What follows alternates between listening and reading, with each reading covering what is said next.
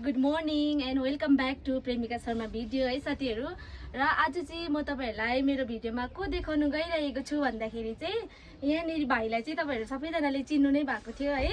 र मैले फाइनली आज याङ्गे बजारमा भाइलाई भेटिसकिसकेको छु है। र अनि एकदम उहाँको भिडियो चाहिँ मलाई एकदम राम्रो लाग्छ है। र मैले फाइनली भेटेर उहाँलाई बोलाएर सानो एउटा भिडियो बनाउँछु नि भनेर बोलाएँ है। र तपाईँहरूले पनि हेर्नु सक्नुहुन्छ मेरो भिडियो मार्फत एलेन भाइलाई है।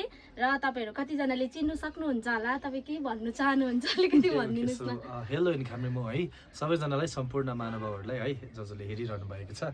मलाई सायदै कतिले चिन्नुहुन्न पनि चिन्नुहुन्छ भने धन्यवाद होइन। र आज भने म आइपुगेको छु याङगाङ बजारमा। मेरो साथीले उहाँको आफ्नो कामले गर्दा चाहिँ मलाई सामान लिनु पठाएको हो। तर त्यही एउटा मौकामा है मैले दिदीलाई भेट्नु पाएँ। दिदीको नाम प्रेमिका भन्नुभयो है। ओके, प्रेमिका दिदीको फेसबुक पेजको लागि सर्वप्रथम त म बोल्न चाहन्छु है।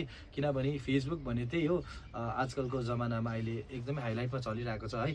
अनि मेरो जति पनि मलाई माया गर्नेहरू हुनुहुन्छ दिदीकोमा पनि पेजमा आउँ होइन।